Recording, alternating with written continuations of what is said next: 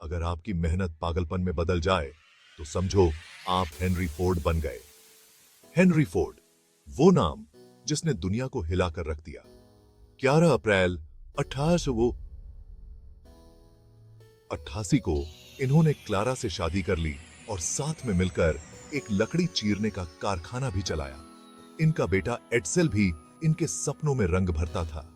18 साल 1991 में फोर्ड साहब एडिसन कंपनी में इंजीनियर बन गए। 1893 में इन्होंने अपनी पहली गाड़ी क्वेट साइकिल बनाई और थॉमस एडिसन ने भी इनकी तारीफ की। 5 अगस्त 1899 को इन्होंने डेट्रॉइट ऑटोमोबाइल कंपनी खोली, लेकिन बात नहीं बनी। लेकिन फोर्ड साहब हार मानने वालों में से नहीं थे। 1908 में उन्होंने अपनी कंपनी फिर से बनाई और 26 हॉर्स पावर वाली गाड़ी से कामयाबी हासिल की। 1903 में फोर्ड मोटर कंपनी बनी और मॉडल टी ने दुनिया में तहलका मचा दिया। हेनरी फोर्ड ने दिखा दिया कि अगर आप अपने सपनों के पीछे डटे रहो तो कामयाबी आपके कदम चूमती है। एक समय की बात है, एक राज्य में एक प्रतापी राजा राज करता था।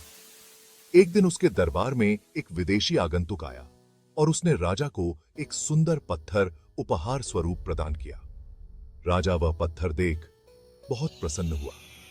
उसने उस पत्थर से भगवान विष्णु की प्रतिमा का निर्माण कर उसे राज्य के मंदिर में स्थापित करने का निर्णय लिया।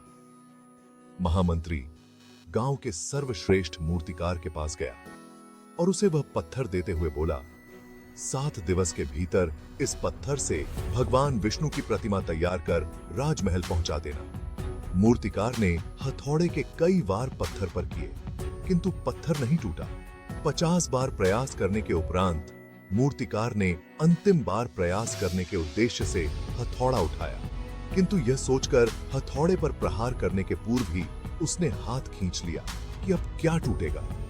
वह पत्थर लेकर वापस महामंत्री के पास गया और उसे यह कह वापस कर आया कि इस पत्थर को तोड़ना नामुमकिन है।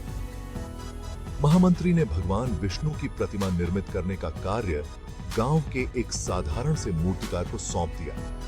पत्थर लेकर मूर्तिकार ने महामंत्री के सामने ही उस पर हथौड़े से प्रहार किया और वह पत्थर एक बार में ही टूट गया। पत्थर टूटने के बाद मूर्तिकार प्रतिमा बनाने में जुट गया। काश पहले मूर्तिकार ने एक अंतिम प्रयास और किया होता। क्या पता, जिस प्रयास को करने के पूर्व हम हाथ खींच ले, वही हमारा अंतिम प्रयास हो और उसमें हमें कामयाबी प्राप्त हो जाए।